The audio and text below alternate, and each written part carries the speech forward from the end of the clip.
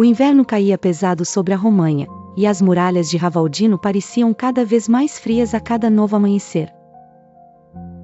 Catarina Sforza, envolta em seus pesados mantos de lã e seda negra, percorria a fortaleza como um espectro atento a todos os sussurros. Ela mantinha as mãos escondidas nas mangas, mas todos sabiam que eram mãos de ferro, mesmo quando envoltas em luvas de veludo.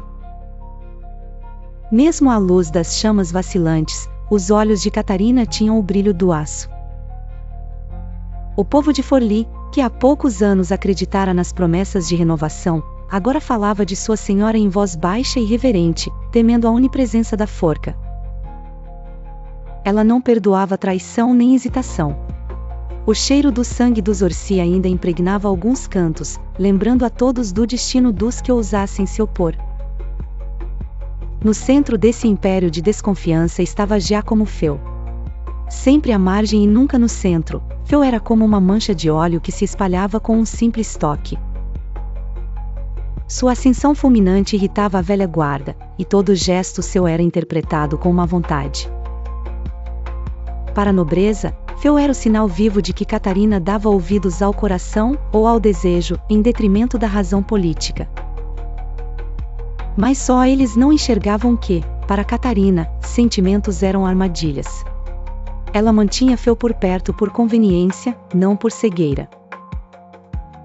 Certa manhã, enquanto a geada desenhava fractais nos vitrais do salão principal, Catarina convocou seus capitães.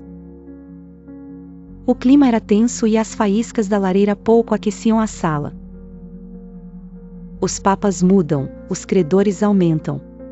Ravaldino é nossa única casa.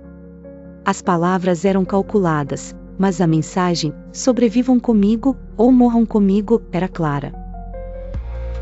À noite, sozinha em seu gabinete, Catarina lia relatórios sobre os movimentos dos franceses e das alianças oscilantes na Península Italiana.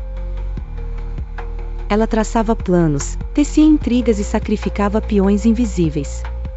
A chegada iminente de Carlos VIII à Itália era um lembrete cruel de que o jogo jamais acabava, sempre haveria outro adversário, outra sombra crescendo atrás da próxima porta. No fundo, Catarina sabia que era mais temida do que amada. A noção de sobrevivência moldara seus músculos, suas convicções e até seu sorriso calculado.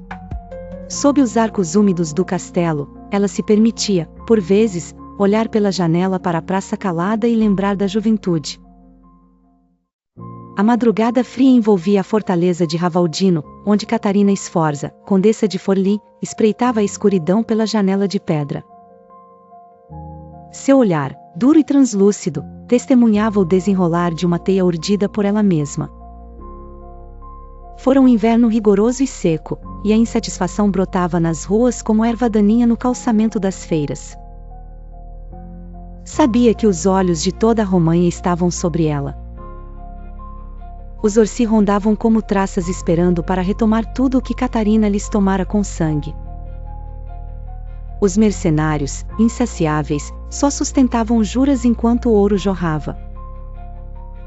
Por isso, a condessa havia decidido tributar mais às mercadorias, transformando o porto de entrada de Forli numa fortaleza econômica antes mesmo de se fortalecer fisicamente. As primeiras reações vieram rápidas. Os corredores do palácio enchiam-se de protestos contidos, vozes sussurradas e olhares desconfiados.